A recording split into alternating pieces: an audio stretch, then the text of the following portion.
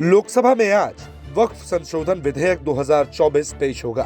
BJP ने pitch तैयार कर दी है और नीतीश, चंद्रबाबू नायडू समेत एनडीए की सभी पार्टियां लामबंद हो गई हैं। सांसदों के लिए व्हिप भी जारी किए गए हैं। सरकार ने सहयोगी दलों के सुझावों को भी शामिल किया है। इधर विपक्ष ने भी सरकार को घेरने की रणनीति बना ली है। इंडिया गठबंधन में शामिल पार्टियां संसद में वक्फ संशोधन बिल का विरोध करेंगी। संसदीय कार्य मंत्री किरण रिजिजू ने पहले ही साफ कर दिया था कि सरकार बिल के हर सेक्शन पर पूरा जवाब देने के लिए तैयार है। रिजिजू ने यह भी कहा कि ज्यादातर मुसलमान भी बिल का समर्थन कर रहे हैं। मुसलमानों में मेजोरिटी लोग इसको समर्थन कर रहे हैं। अप्लाई होना है, पारित होना है। मैं सिर्फ हाथ जोड़ करके कहता हूं कि अगर बिल में बोलने के लिए कुछ नहीं है तो बहाना बना करके टाइम का बिजनेस एडवाइजरी कमेटी का बहाना बना करके वॉकआउट करने का ये सब मत कीजिए। जो समय तय किया गया है खुलकर बोलिए, हम सुनना चाहता हूं और एक एक पॉइंट, एक एक सेक्शन क्लोज का हम जवाब देने के लिए बिल्कुल तैयार है। वहीं कांग्रेस सांसद इमरान मसूद का कहना है कि हम चर्चा के लिए तैयार हैं, लेकिन मैं आपको सच बताना चाहता हूं, सरकार बार बार कह रही है कि मुसलमानों को कुछ नहीं होगा। सरकार की तरफ से तर्क दिया जा रहा है कि जो भू माफिया है उनके खिलाफ कार्रवाई है, बाहुबली नेताओं के खिलाफ कार्रवाई है और मुसलमानों के हक में कार्रवाई है। बहुत कार्रवाई आप कर रहे हैं ना। आपने तो संज्ञेय अपराध था, पहले गैर जमानती था, आपने तो जमानती कर दिया। आपने तो लिमिटेशन एक्ट हटा दिया। अब ये प्रॉपर्टी के ऊपर कोई भी एडवर्स पोजीशन में चला जाए, आपने तो जो अपराधी है उस अपराधी को संरक्षण दे रहे हो। आप हटाने की कहां बात करो? आपने कहां इसमें शिक्षा की बात करी? आपने कहां महिलाओं की बात करी? 2 महिलाओं का पहले था, 2 महिलाएं अब रहेंगी। आपने कहां बात की इनकी? आप लोगों को भड़काने का काम मत करिए। ये मेरे हाथ में दस्तावेज है और दस्तावेज अपना आप बोल रहा है, कुछ कहने की जरूरत नहीं है। टीडीपी एक और मसले पे आपके साथ आते हुए दिख रही है। वो कह रही है कि जो नॉन मुस्लिम मेंबर्स को बोर्ड पे लाने का मामला है वो राज्य सरकारों पे छोड़ देना चाहिए, उसको इस बिल में, इस अमेंडमेंट को ऐड किया जाना चाहिए। नहीं, आप एक बात बताइए, राज्य सरकार पर भी छोड़ के क्या होगा? 22 मेंबर बनेंगे, 22 में से 12 गैर मुस्लिम हो सकते हैं। बोर्ड हमारा, संपत्ति हमारी, और हमारे ऊपर, हमारे पास कुछ रहेगा नहीं। सब हमसे ये सारी चीजें हम पर ही क्यों लागू हैं? कोई दूसरा बोर्ड आप बता दिए जिसके अंदर ये प्रावधान हो कि कोई दूसरे धर्म का आदमी रह सकता है। मुसलमानों के बोर्ड के ऊपर क्यों ये बात है?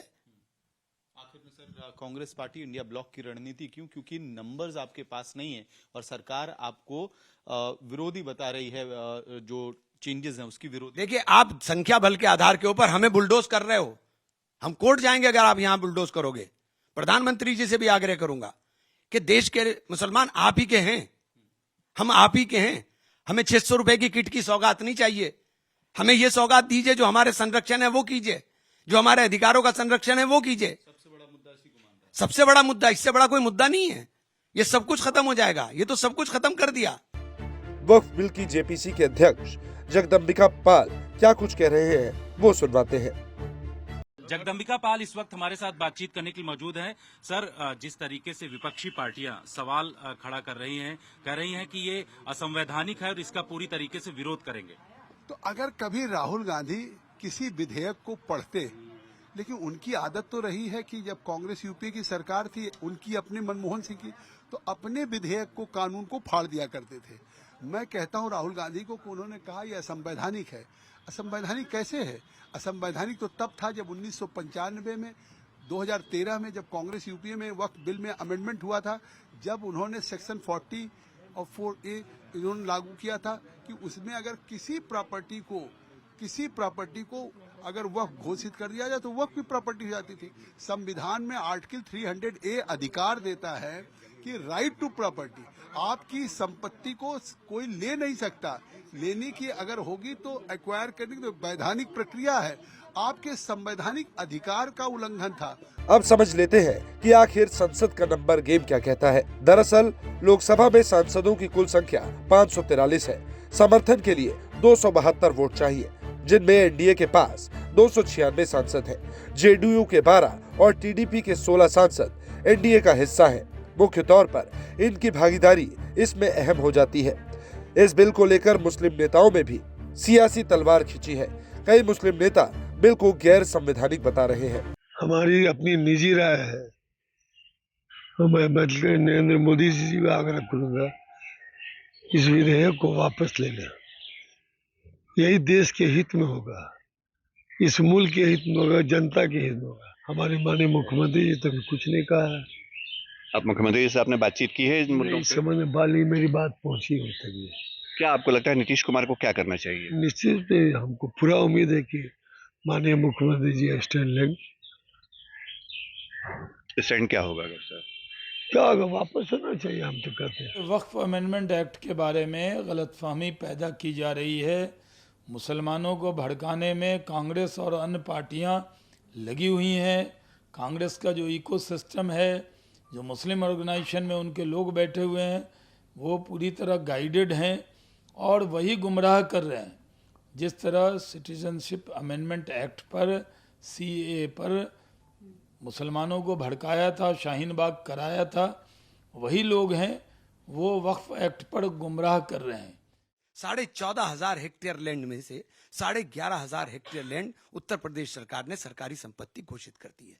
11,500 हेक्टेयर, लगभग 78%, जिसमें ईदगाह, कब्रिस्तान, खानका, इमामबाड़ा और पुरानी मस्जिदें उसके अंदर शामिल हैं। तो आप मुझे बताइए, ये आपने क्या करा दिया? ये तो पूरा का पूरा हो गया, तय करेगा डेजिग्नेटेड ऑफिसर। वो तय कब करेगा इसकी कोई समय सीमा नहीं। तो ये पूरी तरीके से बुलडोज हो रहा है। और बराए करम, बराए मेहरबानी, आपको सरकारें चलानी है, आप सरकारें चलाने के लिए कुछ कह रहे हो, लेकिन ये मत कहिए कि हमने चेंज करा दिया। आपने चेंज नहीं कराया। ये मुसलमान के ऊपर सबसे बड़ा हमला है। ये सारी प्रॉपर्टीज को खुर्द-बुर्द करने की तैयारी है। और ये संविधान की धारा 14, धारा 16, धारा 25, धारा 26 का सीधे ओवरलैपिंग उसके ऊपर हो रही है। बाबा साहेब भीमराव अंबेडकर के संविधान का धज्जियां उड़ाने का काम किया जा रहा है। आम मुसलमान का ये मानना है कि वक्फ अमेंडमेंट जो एक्ट है, ये मुस्लिम समाज के डेवलपमेंट के लिए बहुत ज़रूरी है। लेकिन ये बहुत हैरत की बात है कि कुछ खास दल, राजनीतिक दल और कुछ खास लोग केवल अपने निजी राजनीतिक स्वार्थ के लिए, निजी स्वार्थ के लिए मुस्लिम समाज के हितों को अनदेखा कर रहे हैं। अगर वक्फ अमेंडमेंट एक्ट आने के बाद जो वक्फ की लैंड है, वहाँ पे स्कूल कॉलेज बनेंगे, जहाँ गरीब मुसलमान का बच्चा, उसको अच्छी शिक्षा, अच्छा स्वास्थ्य की व्यवस्था मिलेगी, तो कुछ खास लोग इसका विरोध क्यों कर रहे हैं? आपको बता दें कि विपक्ष ने भी साफ कर दिया है कि वो बहस और वोटिंग में अपनी आवाज बुलंद करेगा। ऐसे में दोनों ओर से जोरदार टकराव की संभावना है। आज लोकसभा में 12 बजे से बहस शुरू होगी। बीजेपी को विधेयक पर चर्चा के लिए 4 घंटे का समय दिया गया है। एनडीए को कुल 4 घंटे 40 मिनट का समय दिया गया है। बिल पर चर्चा के लिए 8 घंटे आवंटित किए गए हैं। हालांकि जरूरत के हिसाब से समय बढ़ाया जा सकता है। इस पर स्पीकर ओम बिरला फैसला लेंगे।